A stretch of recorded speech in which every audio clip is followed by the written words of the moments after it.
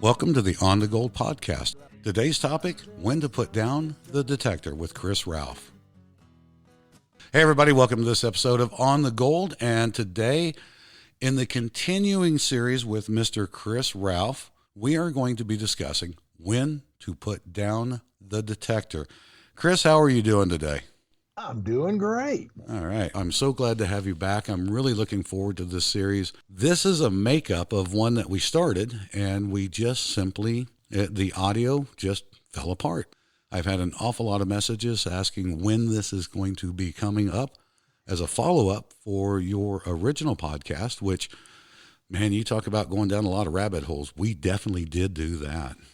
Right. We're going to try and separate it out into series of discrete rabbit holes. Exactly. Yeah, let's find the right gopher holes and that lead to the rabbit holes, and we'll go to there. So today, when to put down the detector. Kevin sat and did nothing but take notes. I think he finally spoke up about 2/3 of the way through that podcast, but he was writing down note after note after note because he has now found that detecting is his new passion. Now that he's in detecting, he actually didn't realize when to put it down. So let's just start out, just jump right into it. Chris, when do you put down the detector when you're out in the field?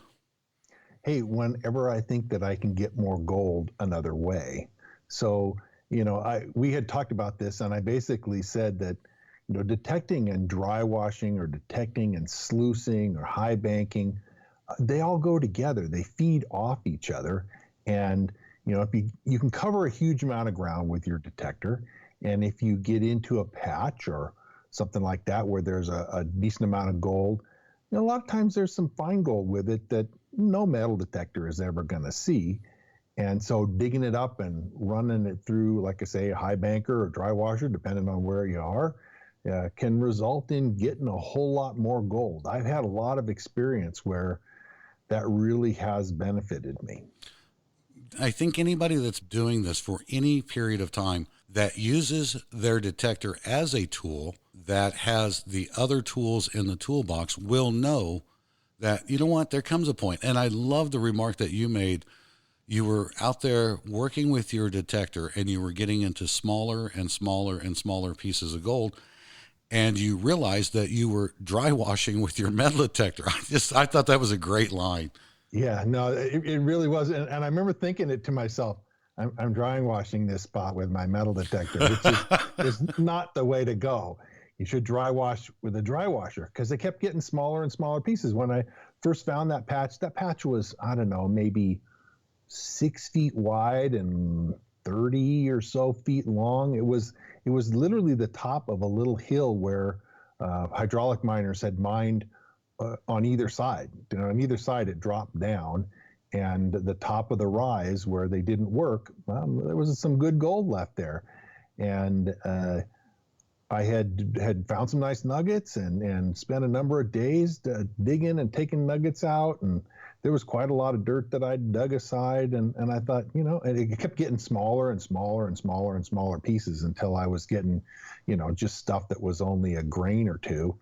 And I finally decided that this is not the way to do this. I really should just get my dry washer and carry it up here and throw all the loose dirt that I've dug out of the holes. Because see, you dig those nuggets that you find, and there's probably some fine gold in the dirt that you dug out, even though you've checked it with your detector and you can't see anything with the detector. There's fine gold that dry washer or, like say, a high banker could recover that no detector really is going to see. Right. I think I've only had myself only one or two patches that I got into where I absolutely could not find any small gold.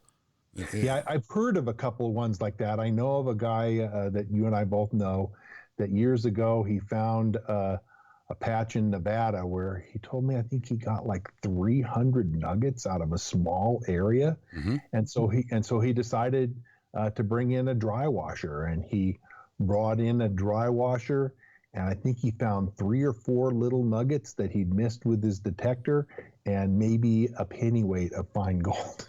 Well, It just wasn't worth the effort. right. Yeah.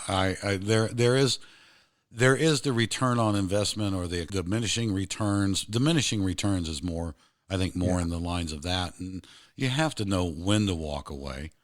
But it's, I've had a couple of places where I found 2 or 3 nuggets and did a little dry panning and actually ended up having more in fine gold than I did in actual nuggets.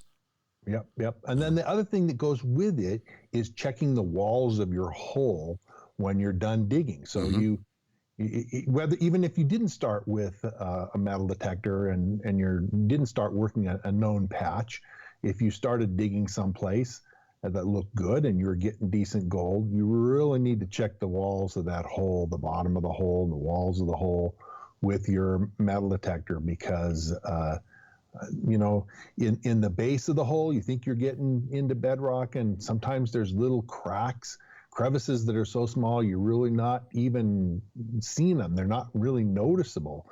And yet gold can be thin and work its way down into those little cracks and crevices, and your metal detector doesn't have any problem seeing it. I've done that where I've cleaned off a space of bedrock, thought that I was fully done, but realized I needed to check with the detector. I did that once and got a 1/4 ounce nugget. Another time I detected the wall, and it seemed like there was a very faint target in the wall, and I decided to go ahead and dig it, and I dug a little bit and it got louder, so then I knew there was a real target out in the wall, and I dug and ended up with a 1/2 ounce nugget. Now, is that the piece that you were talking about, that you heard it and then you went and grabbed a different detector and checked it from the surface, and Yes. you definitely knew that there was a target there? Yeah, I detected it first with the SDC 2300, but it was really faint, and I was wondering in my mind whether it was a ground noise or something else. So I had my GPZ 7000 with me, and the truck wasn't far away, so I grabbed it out of the truck and went over the top with it, and sure enough, the 7000 said there was something underneath there. So I started digging into the wall, and then of course it got louder and louder, and eventually out popped the 1/2 ounce nugget. Right. Now, let's take that one and go a little bit further. If you're somebody that's out there with a single machine and that's the only machine that you have, and if you hear that signal and you're not sure what it is, you dig. You've got to dig. You have to dig. Yep.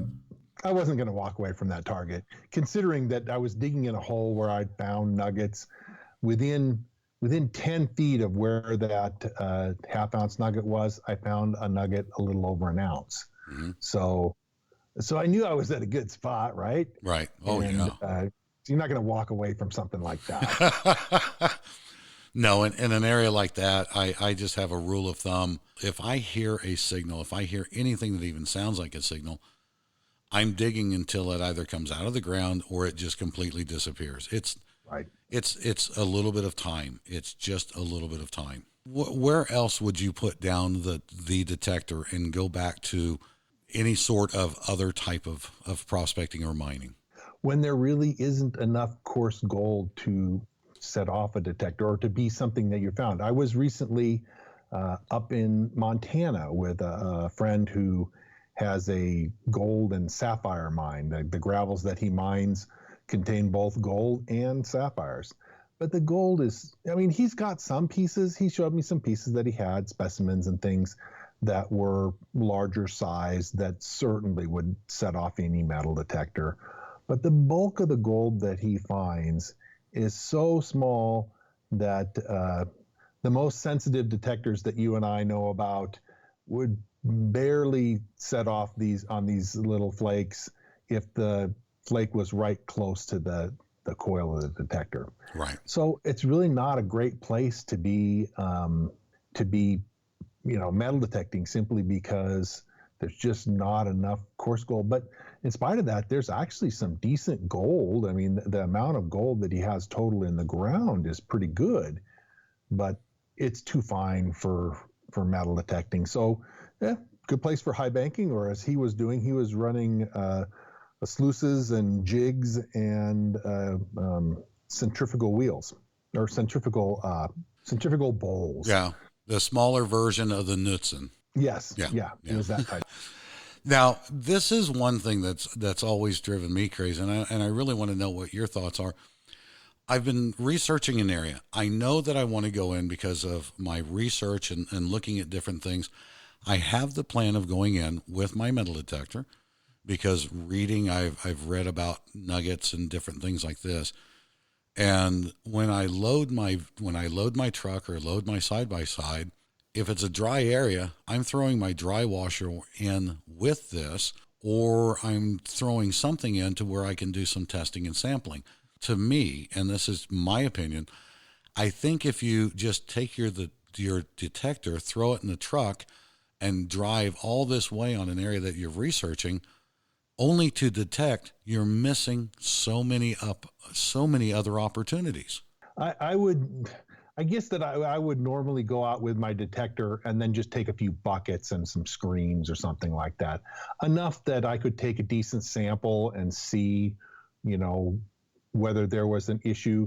Because, sometimes bringing in a dry washer, depending on what dry washer you have, I used to have a little tiny bellows one that was very portable. The dry washer I have now, it's got a 12 volt motor, or 12 volt, it's powered by a 12 volt motor. Mm-hmm. And it's heavier and there's more to it. And so I think I just normally take a few samples and see what I got. And then if it shows good, then yeah, bring in the dry washer. Yeah, I think that, and you're right, that does become the equipment that you have. I have a dry washer that is a bellows dry washer that folded up. The body of it fits in a 5-gallon bucket. So for me to throw that in and take that out with me, it's just not that big of a deal. The legs and everything else in another 5-gallon bucket. But yeah, that's true. That is true. I guess it depends on what you have, what tools you're bringing to the dance.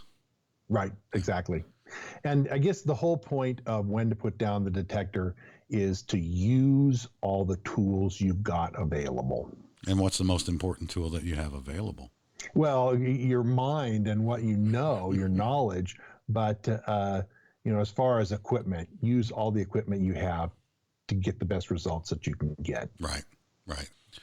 And I this kind of is but isn't, and this kind of goes down a little bit of a different rabbit hole, but I see so many people, and I know that you see so many people that go into an area where it's been known for gold, but they're not necessarily looking at an area that in that particular area, but I'm going to say they jump out of the truck, they grab their detector, and they just head out across everywhere without any real plan. I plan when I'm going to go detecting. I pretty well have a plan of what I'm going to do. Are you the same way? Oh yeah, no, you have to go out and scout an area and, sort of set a priority of, okay, well, this looks good, but over here, this looks better. So I'll try the better one first. And then if not, then we'll go over to this other one and, just kind of set some priorities of things you want to take a look at. Right.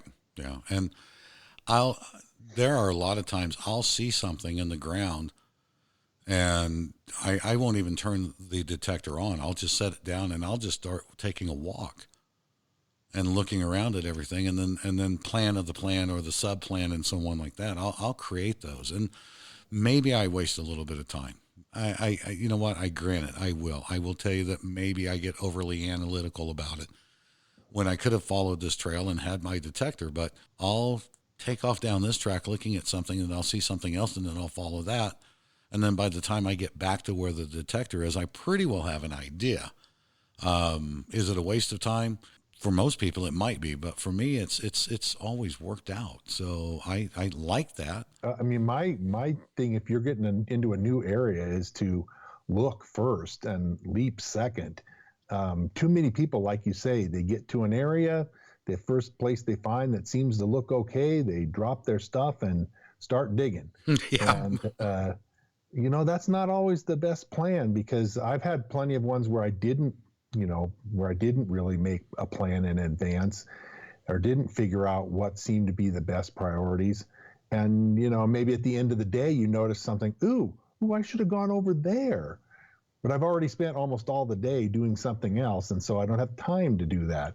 Just have to come back another day, and it's better to hit the best areas first. Right. And the gentleman that I took out yesterday and Rick got on his very first nugget. When we were down on the ground in the low area, I asked both of them to tell me what they saw, and just had them spend some time looking into the area. And they had both looked at the area in a great way, but it was very limited to what they could see. And then I told them both, when we get up here on this ridge 200 yards away, then I want you to tell me what you're looking at. And when we got up there, they both said, wow, what we would have worked had we just stayed down there. Thank God we didn't put on the blinders, because we would have headed straight up there, and we're standing right in the middle of the gold right here. So it was, for them, it was a matter of not putting on the blinders, being able to look around and look at everything. So I guess making a plan is putting down your detector and making a plan. I agree. So what are our takeaways? What do we want people to learn and understand from when to put down the detector? I guess that you want to maximize the gold that you take, and sometimes that's with a metal detector. Sometimes it's not, and you need to keep an open mind to the different possibilities that are out there for you. And also to make a plan. And to make a plan. Really is that simple, isn't it? It's just a matter of good procedure. After you've hit your head against the wall a number of times, eventually you figure out what the good procedure is, and then you realize it's good to stick to that. Yes. Anything else that you want to share on this subject? No, I think that covers it pretty good. Well, we're going to end the when to put down the detector. So remember, folks, when you're thinking about this, have a plan, make the plan, and understand and look around, and don't close your mind. Don't look at it from one perspective and think that is the only thing to do. All right, folks, thank you for joining us on this episode of On the Gold. Chris, thank you so very, very much. Let's see, hold on. I'm supposed to play the outro music here. I'm learning how to do all of this on this new board. And until we talk to you again, be good to yourself, have fun, and go prospecting.